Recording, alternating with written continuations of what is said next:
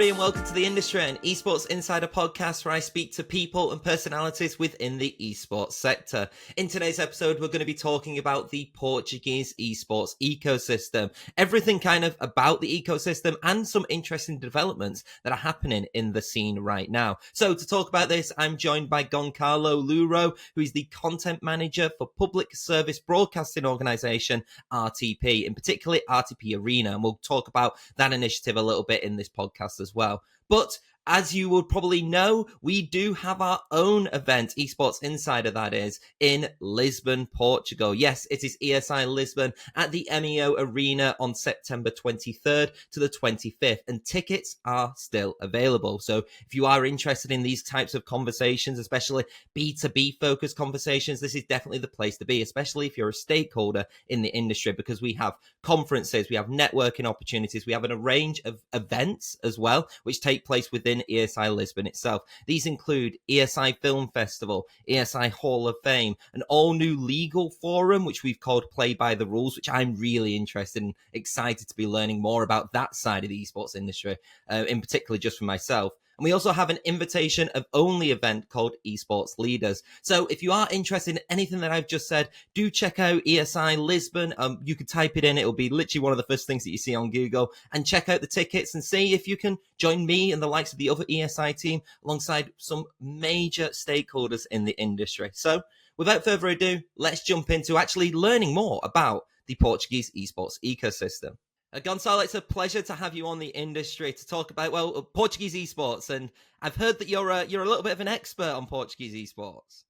I mean, first of all, hello, and thank you for the invitation. It's a pleasure being here, Tom. And I don't know, expert might be a strong word, but I've been on the esports scene for a few years now, at least I don't know, 8, 9. But yeah, professionally, I've been working in esports for 6-7 years already, so I think I might know a thing or two, but yeah, it's gonna be a fun talk, and let's go for it. I think it's really important, actually, before we jump into the actual esports ecosystem, to talk a little bit about RTP, because I mean, without being too British, I guess, like RTP is not like a familiar name, I think, with a lot of people, especially a lot of our audience, but they are absolutely huge in Portugal. Could you explain RTP a little bit as the broadcast channel, right? So RTP is actually the national television in Portugal, and RTP Arena, which is the gaming project, is a side. I mean, it's a side project from RTP. So it's something focused in esports, in gaming, and yeah, it's something that has been developing for around 7 to 8 years. That's how old RTP Arena is. I've been with RTP Arena for the last 5 to 6, and I mean, I've entered as a news writer. I've done content. I've done some hosting. I've done some casting on esports matches that we've broadcasted. Some matches like international tournaments from ESL, from Blast. But yeah, very recently, since the end of last year, I've been taking some roles in content managing and doing some in managing the day-to-day operations of the project. And yeah, RTP Arena. It's something. It's a broadcast project where we try to bring to the Portuguese audience esports tournaments all around the world, the national tournaments. We try to bring some content that might be interesting to our audience regarding esports. Not only the fun side, but also sometimes the more serious side. We can call it that way.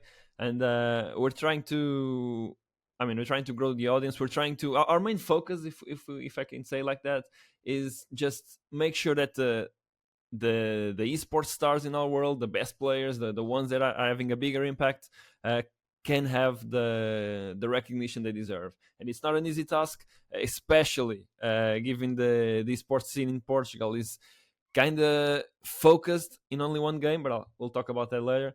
And but it's a fun challenge, and I think RTP Arena, with its growing and with some years in the market already, I think we're doing a good job. It's not always easy. I mean, it's not easy because as everyone, we make mistakes, but I think those mistakes are what making us better each day. So yeah, we're happy with the project, but I think we still have a long road ahead to become even bigger and better overall. That's the big goal. Well, before we talk into about like localized context, it's definitely a topic that I really want to talk to you about, and I think you're the perfect person to actually have that discussion about. As you said, let's jump into the actual Portuguese esports ecosystem. So we're going to take this in a few different parts. There's the more holistic business side of esports, but let's actually talk about the current player base and the fan base. Like, what is like the Portuguese esports consumer right now? Like, what games are they playing? Is it, like you said, very one-sided into one title? I'm guessing what title it is, but I'll let you say it. So yeah, the esports ecosystem in Portugal, that's it's not something new. It's something that has been developing for long years. Some people have worked in esports for 15, 20 years, and they're still here, and that's amazing to see. But yeah, talking I mean, the Portuguese audience loves competing, and a lot of people love to play competitive games, esports games, more than maybe even, let's call it,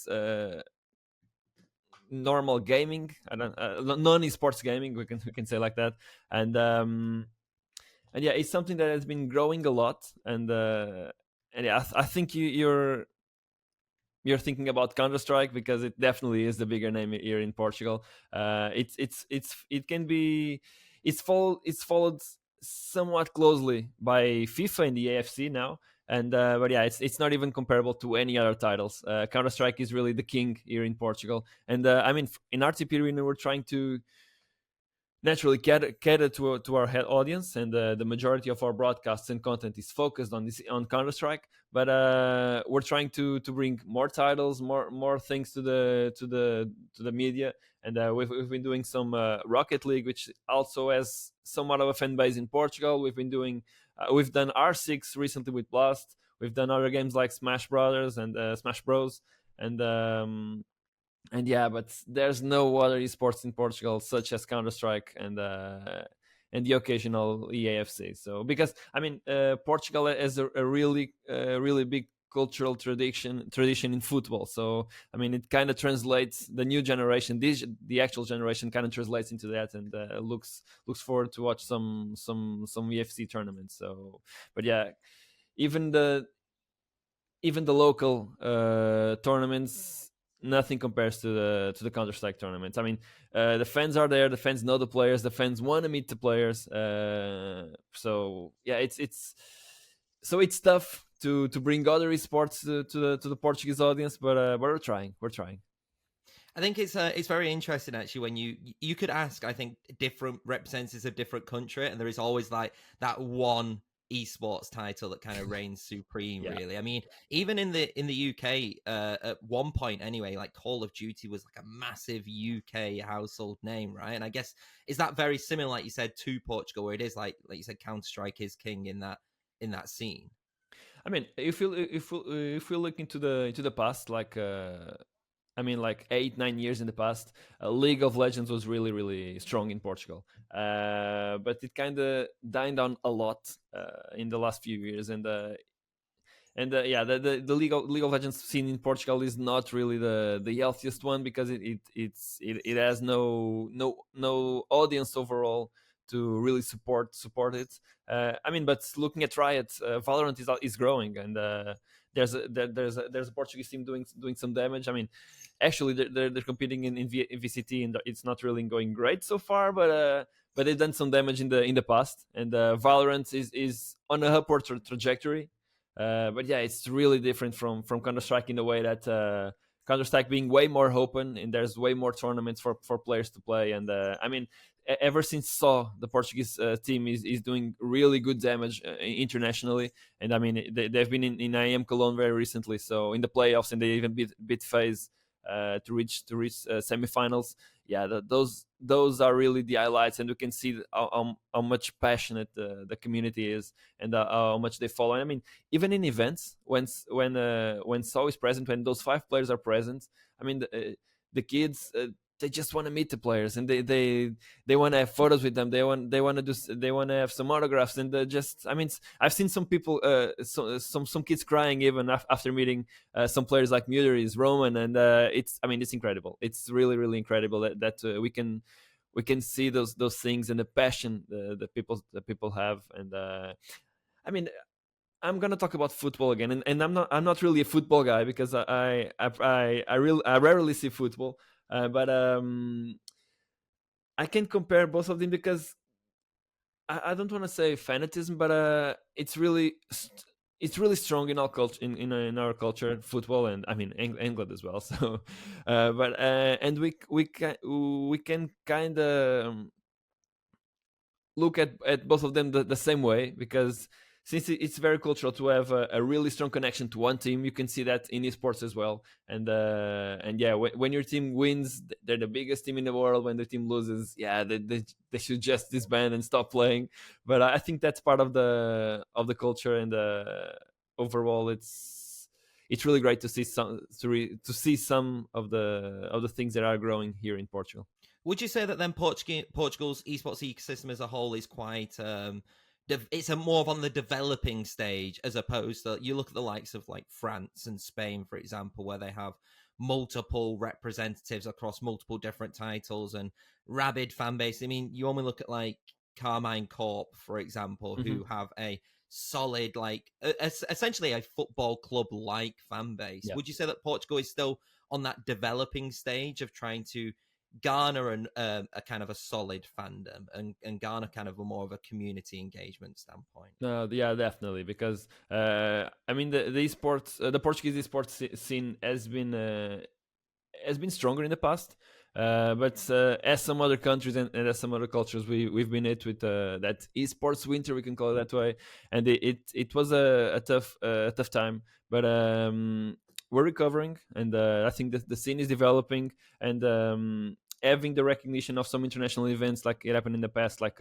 Blast has been two times already. ESI Lisbon is happening in a few days, at least from the time we're recording this, and I think the recognition is there. The market is slowly growing up, and looking at our country as a good destination to host some events and those some things, and maybe even some talent appearing, some players appearing, and there's good players from here. Because I mean, I've been talking a lot about Counter-Strike, but there's other games that we have some really good players out there, like Apex Legends, and yeah. So the scene is here, the players are here, and I think that if the fans are here, the scene is going to grow. I mean, there's some work to be done. There's no doubt about it, and there has to be some good people working on it, and I think we have those. And the proof of that is the growth we've seen and we've achieved in the last, I'd say, 3 to 4 years, even after that esports winter, like I've talked about. So yeah, we've been stronger in the way that there were more partners and brands willing to enter the markets, and some of them kind of retreated after those tough years. But slowly, I think those brands and even newer ones are starting to invest and starting to do some new stuff, and I mean, just overall growing the business here in Portugal. Do you think it's kind of the esports winter, as we call it, is like, has maybe kind of caused, yes, partners to leave, but also a change in strategy to try and find a different way, right? Because I feel like there's a lot more of a focus on like local and community right now, especially from like a country standpoint, as opposed to, I think, when the esports boom of like the pandemic and a little bit afterwards was essentially, let's get these high tier sponsors sponsoring these big teams and big events, right? Where now it seems that there's, at least from what I've been reading, and not just Portugal but other countries, there's a lot more of an emphasis of, let's actually build something from the ground up now and make sure that there is like that steady foundation. Do you think that's correct to say, really, right now, with what's happening with Portugal in the esports scene? I mean, yeah, because after, I mean, let's look at it internationally before looking at it nationally. Because if you look at the past, there was a lot more brands entering and money entering and money flowing, and everyone was like, yeah, sports is the next big thing, and we can, let's invest and let's do a lot of money in the next few years. But I mean, we know it wasn't like that. Unfortunately, it wasn't like that, and it's not all about the money. At least for us that work in esports, but for the brands that are trying to get into esports, I mean, yeah, the cold harsh truth is that it's about the money. And I mean, I invest my money in the few years. I'm only losing money, so yeah, I don't think I want to be here, and that's what happened to a lot of brands that decided to retreat. And I mean, everyone, and I mean everyone in the world, every esports orgs had to adapt to that and see other ways of getting revenue in the in their business. So I mean, if this is not, I mean, we have some big names international like Nate Shot from Under Thieves saying that if they would start again Under Thieves, they would, esports would not be the main focus. They will probably not even invest in esports. So, I mean, coming from Nate Shot, that's a really big thing to say, and it made everyone look at esports a different way. So how can we make sure this is profitable? How can we make sure that this is at least workable in the next few years, and to make sure that it doesn't fail, to make sure that I'm not just throwing money to the air and burning money, and just make sure that even if I mean, my goal might be not even making a lot of money. I just want to make sure that I just want to construct something and build something that can pay itself. And yeah, so we've been looking at different strategies. Content is one big strategy that some brands are adopting. And I mean, I honestly, this has been talked about for the last few years already, and I think that there's still a big emphasis on that. Is that content might be the next is the thing that you have to go towards. I mean, if you have let's talk about professional teams. You have some players. You have to somehow monetize those players. Those players can, I mean, maybe competitively that might be that would be the best approach. Just have the players focusing 100% on the game and playing and getting the best results. But it's been done, and it is proven that that's not really profitable for any esports org. So trying to find other ways for those players to be profitable while still making sure that they have enough time to practice and enough time to develop as a team, it's really, really important. And I think that's currently that's still one of the biggest challenge some esports orgs have to deal with. And I mean, and that happens internationally and even nationally. And I think, and we've been better in Portugal in the past because we've been we had more teams that more esports orgs that had the capacity to have like a professional environment. And nowadays, if you look at it, I mean, you have only two, and that's already good in the moment, because you have you have Rhino, and those are two of the teams that can provide their players some good support to make sure they only focus on that. But you have some other big names in the country, but they kind of retreated in the last few years because I mean, it's a business and it wasn't booming like I said. So yeah, I think slowly we're getting there, and having some international presence like Saw and Rhino are having at the moment. So Saw in the way bigger level at the moment, and hopefully Rhino can get close in the next few months, and that is definitely going to help, because it's going to bring some more international eyes to our scene, and that might help developing it, and hopefully we can have some more, not only teams but more people, more workplaces created around these sports. And yeah, I think we're going in the right way, but I fear that path is still kind of a long one to go. Yeah, and I guess alongside like the sponsorship standpoint, as you've mentioned with partners, like another important facet in like the development of a scene is the audience, right? And creating a loyal fan base and creating like loyal fans which go to it, which is why I personally seen a lot of localized content start to come out. And obviously RTP are one of the ones who are doing it for Portugal. Like how how important is it actually to create localized esports broadcasts? Because I guess for me, there's a little bit of a privilege in the sense of that a lot of English broadcasts are naturally English language speaking, right? But not every other country speaks English, and you need other local languages to connect to that audience, right? Yeah. That's one of the big goals in RTP is trying to get more localized content, esports content, whether that's national or international content, being broadcasted in Portugal. Because, like you said, not everyone speaks English, and I mean, if there, and not only that, maybe if someone talks English, maybe they like that connection to a Portuguese broadcast, to Portuguese people that are working on it. So it's, I mean, we can look at we can be really cold and look at our numbers, and yeah, that's definitely growing, and RTP Arena has been growing every year since the beginning, and that just proves that people want this kind of content. People want Portuguese content and localized content. I mean, let's say we're broadcasting a tournament, and an international tournament, and I have the English stream to choose and the Portuguese stream to choose. I mean, we've seen in the last few years that way more people are starting to choose the localized stream to watch it, because the quality is improving, not only ours but other broadcasters as well. The quality is improving, the overall production is developing, and that's a really big thing, because the more than the I'm not saying, maybe not more, but maybe as important as the players is, like you said, is the community. And there's no point in trying to cultivate this if there's no community to watch you.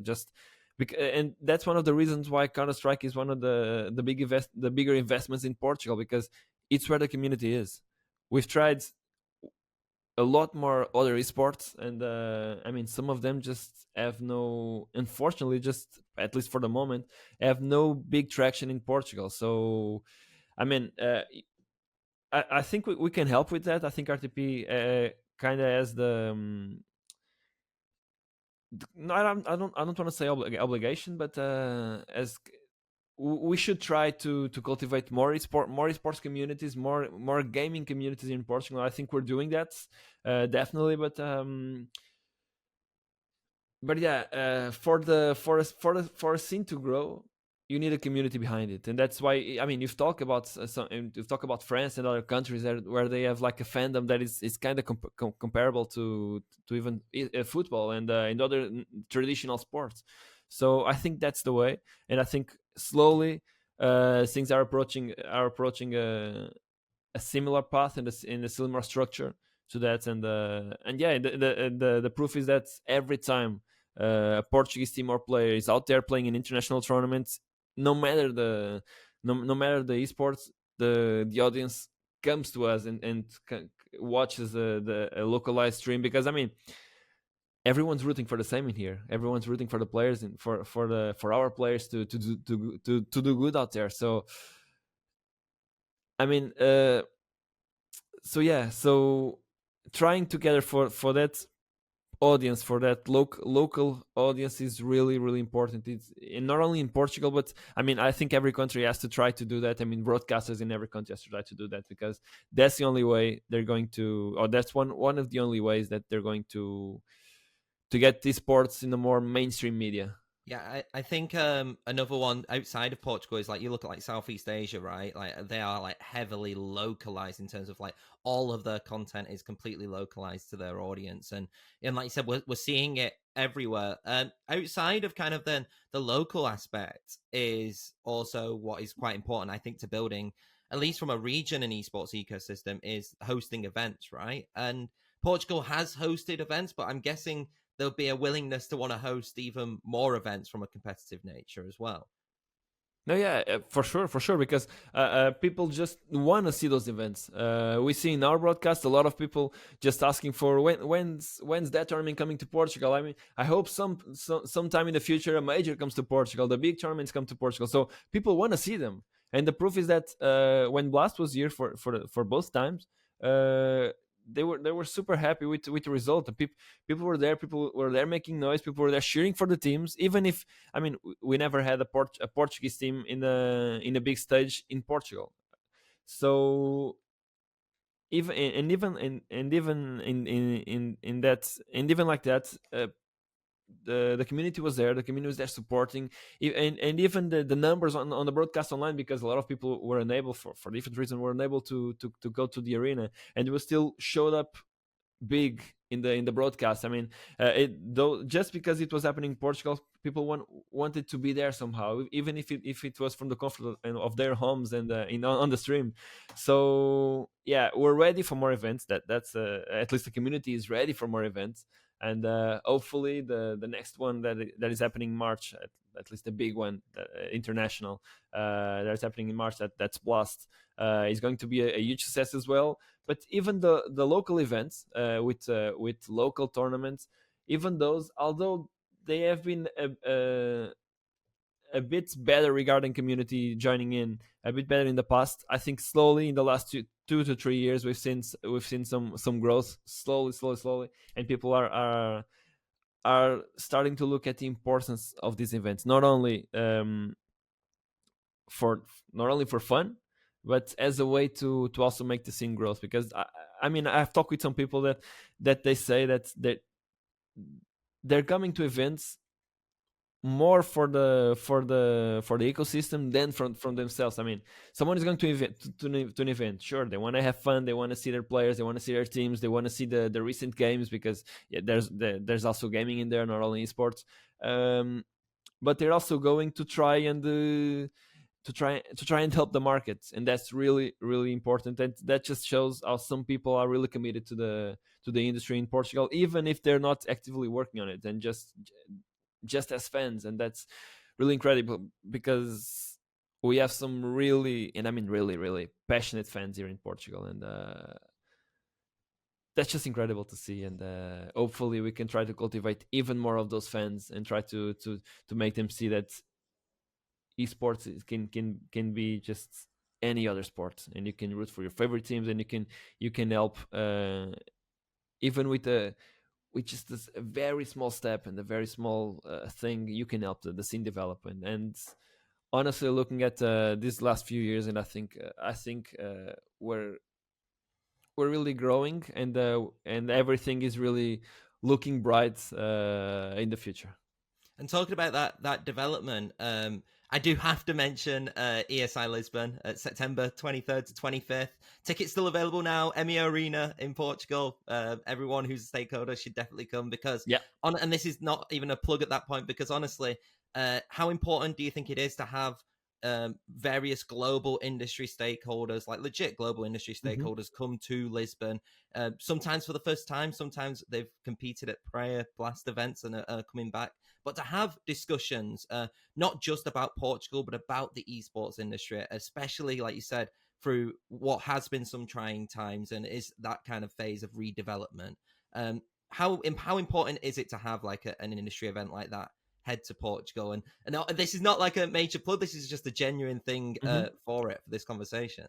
No, it's something that I've been thinking about for the last few months, ever since we knew it was happening, and we knew that we will be there as RTP. And I mean, I think it's more important than people actually realize, because sure, it might not be an event for the general public, but for the ones really interested in the industry, it can make a real difference. And I can say how, because maybe it might seem a bit silly, but just looking at it straight, I think on a local and on a local way, just having some of the bigger players in the markets internationally coming to Portugal, and just being able to gather some networking, and just looking at the way things are being done out there and working out there. Maybe some people can try to adapt it on a more local market, and try to understand what can they do better and differently than what they're doing actually, and maybe trying to use some of those strategies in their business, and trying to make it work just as some some other international business have done, and with some positive results, and that's really good. And on the other way around, we can look at if it's happening in Lisbon, if it's happening in Portugal, it's because there's a market here that is growing, and the people that are willing to come and to the events, they are willing to look at Portugal as a developing scene, and how they can leverage that development to help their business. So let's say a tournament organizer comes here to ESI, and they're looking for maybe the next big place to host an event. I mean, that event is just perfect for that, because they can know all the stakeholders in Portugal, who are the people to talk about it in Portugal, who can help them with that planning. And I think ESI, it's all. I mean, it's really all about that, because the sessions are really important, and they help look at the way things are being done, not only in Portugal but out there, and it can help some minds just develop and have some bright ideas, and they can put to work in their business. But overall, as a networking event, I think it's really important for the people that are coming here and try to see that, wait, maybe Portugal has something to show you. Maybe Portugal has something for my business, for my event, for my project to grow. And I think it's equally important for us Portuguese, as well for international possible future partners. Let's call it that way. So I think it's really, really important. And you talk about, like you said, from a less private, from a less public-facing kind of conference and stuff like that, meetings and stuff. We've seen that as well with the government, right? There was a parliamentary conference, I believe, which was discussing like where esports essentially sits within Portugal itself.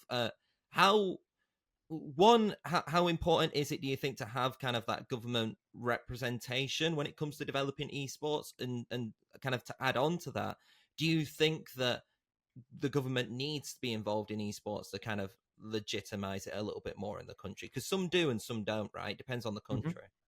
I mean, I think it's really important, but maybe not in the way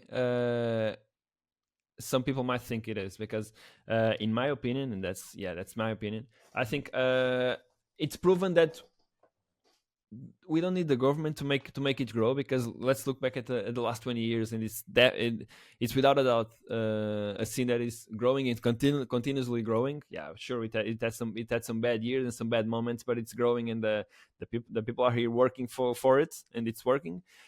But it's really, really important in a way that we need to legitimize this. Not for more awareness, but for more protection. And I mean, like, players protection in a big way. For example, maybe if this is a legitimate, okay, I don't know how to say the legitimate. word. You had it. You're legitimate.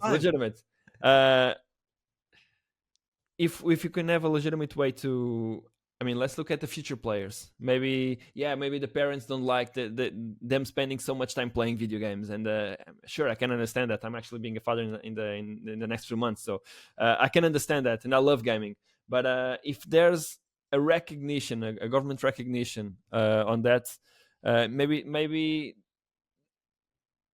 that story kind of shifts a bit. And also for the players that are already playing it, I mean, and there's some dark stories in the last 20 years in Portugal of players being promised something, and then don't having those promises delivered, and maybe protecting the players in regarding financial contracts, and just making sure that everything that is done in Portugal has a legal standpoint. And this is really important to protect the players. I mean, not only the players, but every other agent in the market, because I mean, when you sign a contract, it's for both ways. So both ways, both sides have some obligations to deliver. And if there's, as long as there's no government in here, I mean,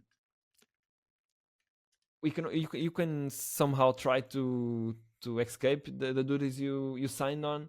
And we've seen some players hurt in the past due to that, and maybe signing stuff that maybe they shouldn't have signed. But yeah, I mean, yeah, I'm living the dream. I'm playing, and someone is paying me to do that. And yeah, we need the government help in this, and I think this is really really important to have some more information, to have some more agents in the market that are able to help the players, to help the scene developing. And overall, I think if there's some recognition in the government, I think the growth that is already happening is going to really accelerate in a way that maybe we're not ready already. But I think it will be really really important, and it will help a lot, because somehow if the government is there is supporting the scene, I think everyone is going to feel more safe, and maybe it's going to be looked as a possible future for some of the newer talent. And I'm talking about the kids of today that are still trying to start the game, and maybe trying to understand what these sports really are, and where they can go in the future. Yeah, I guess to kind of jump onto that, like you said, it's about like legitimizing it, but then also getting rid of that stigma. But without legitimizing it, you can't get rid of that stigma from adults looking at esports. Because, like you said, if there is not that regulation, there is, not even from like a governmental standpoint, just from an ecosystem standpoint, right? If there are, like you said, horror stories like that, parents will see that, and then that could lead to then one thing to another, and then it kind of keeps that. It kind of keeps that kind of opinion of esports. While I think that opinion of esports has changed, I think dramatically definitely, throughout the years, right? It is still always going to be there, and I think as generations kind of grow up with it as well, I do think that actually helps as well, right? No, yeah, because I mean, I can understand parents, because especially those ones that are really interested in what their son are doing. I mean, they kind of look up and see there are some really weird stories happening in those last 10 years, and some players maybe not getting what they signed on, maybe not getting paid, and maybe some might even getting some more exploited. I mean, we need to have a structure that helps us not allowing that, and making sure that stuff doesn't happen. I think we're even without the government legislation, we're doing fine so far. And yeah, there's been some stories in the past, but I think things are going great at the moment, and then players are more aware of those situations, and how to avoid them, and more people are using their background to help those players, and see if that's a. So I mean, if a contract, let's say it's a good contract for them or not, and that's really great. And but I think the government assistance in this would be a really great help. And honestly, more than any other thing, I think that being able to do that and protect your players, protect your agents in the market, and not only players, is really the big thing. The big thing that the government can help, and they're really really important. Gonçalo, honestly, I've thoroughly enjoyed this chat. I feel more ready and prepared for when I go to ESI Lisbon as well. But hopefully some Portuguese stakeholders do ask me some stuff as well, and I'll be actually able to answer them properly now. So I feel like this has been a good educational thing for me. But as a final kind of question, where do you see then the Portuguese esports ecosystem in the next like 5 years? What are some of your kind of predictions per se? That's a really tough question. That's why it's last. I mean, we always leave the tough questions to the last one. No, yeah, definitely. Because I mean, like I said, I think the scene is slowly booming, and the future is bright, and there's no doubt about it. And I think we might even reach some a better points than we had in the past before that esports winter. But having more people involved, having more interested parties trying to get in the market. I think I don't want to make any predictions, but overall, I think the scene is gonna be better. I think I'm hoping we have some more agents like esports orgs in the market growing up, and looking to. I mean, that the visions they have today they can make happen in the future. And I think honestly, I just hope that the community will be here, and will be here not in the size they are today, but way bigger, because there will be more recognition, there will be um, more players in the market, more players trying to play out there. Because I mean, like I said in the beginning, the talking about the RTP Arena standpoints, one of our biggest goals is to make sure that the talents that is playing here, playing out there, it's being recognized for the Portuguese audience. And the more players we have, the more recognition we can try to gather. And honestly, I don't know. I don't think if I've answered your question, or if I've just like wander around it, but honestly, I think in 5 years' time, we're gonna be even better. I mean, definitely better than we are today. And I just hope that we can be even better than we were before these last really complicated years, especially during COVID. So I'm hopeful for the future, and I think for the players that are starting playing today, and maybe they will be the professionals of tomorrow. I think they will have a really great industry to look up, and to maybe even make a career out of it. With like you said, with FPSs being so like popular, especially Counter Strike, do you then foresee like Valorant being like growing in the scene, or do you think there will still be that Counter Strike contingent in the next 5 years or so? I think we're still going to be very Counter Strike based. Let's call it that way. Mhm. But especially because in the recent news, I mean, there is no more of a Portuguese competition in Valorant. It has been fused with the Spanish one and the Italian one. And at the moment, when we're recording this, there's only one team competing in that tournament that's going to begin in the next season. So I mean, uh, it might be harsh for Valorant, but there's definitely a community here, a community that needs the players, a community that needs the um, the support, not only from Riot, but from the broadcasters as well. And I think they will be. I'm hoping they will be better in 5 years, yeah, but I don't think that they will even be remotely close to some games like Counter Strike or even EAFC, because those are just on a whole different level right now.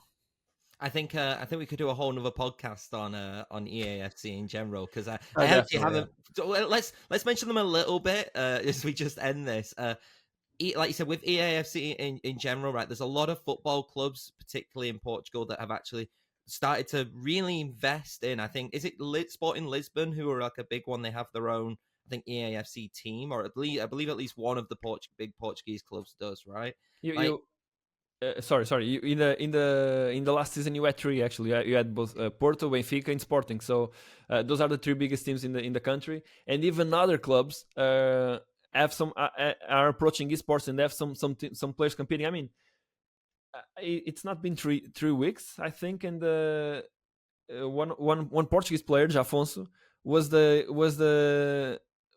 world champion in esports World Cup. So I mean, we can say that we are world champions in EFC right now. So so I'm kind of thinking away title for us, for the Portuguese audience. But yeah, so we had some of the best players in the world in the past as well, and we have some really good players that are always competing in the most important tournaments worldwide. So EAFC has a really committed community, has some really good players, some incredible players actually, and and I mean, and some of them are not even doing this full time. So let's, I mean, just imagine if they could do that full time, maybe how far they could reach. So yeah, it's a very different scene from Counter Strike, but it's a really strong one, and I'm hopeful for the future that they will be even better than they are today. I mean, uh, yeah, Portugal with Afonso was the world champion this year, but what about the next years? Maybe we can have some more Portugal players playing out there, winning international tournaments, and even maybe crowning again, being the world champions again. So I'm really hopeful for EAFC future in Portugal, because I really think it's they have a really strong player base, and and there are some really talented players here. So, and like I said, yeah, we could do an entire podcast on that, but because it's a really interesting market, especially now with especially being one game that's really changes a lot from year to year with the yearly releases. So because maybe the best player in the world right now is not going to be the best, not even the top 10 in the next year, because of a new game, and the game changes, the meta changes, and it's really interesting. It's really different from Counter-Strike, Valorant, Rocket League, and so yeah, those games that have a yearly releases, like Call of Duty as well, they are very interesting to look on a yearly basis. Gonçalo, it's been a pleasure to speak to you, and I will definitely be speaking to you about EAFC at ESI Lisbon anyway. So if anybody does actually want to attend ESI Lisbon, you can do as a final plug for that. It's at the MEO Arena, September 23rd to the 25th. 23rd, I believe there's an invite only kind of event, but it is available for tickets on the 24th and 25th. We have ESI Film Festival, ESI Hall of Fame. We have a legal forum called Play by the Rule, and like I said, our invitation-only event, ESI Esports Leaders. We also have a lot of conferences, as Gonçalo mentioned, a lot of networking opportunities as well. But yeah, until then, though, we'll see you all later. Yeah, thank you so much.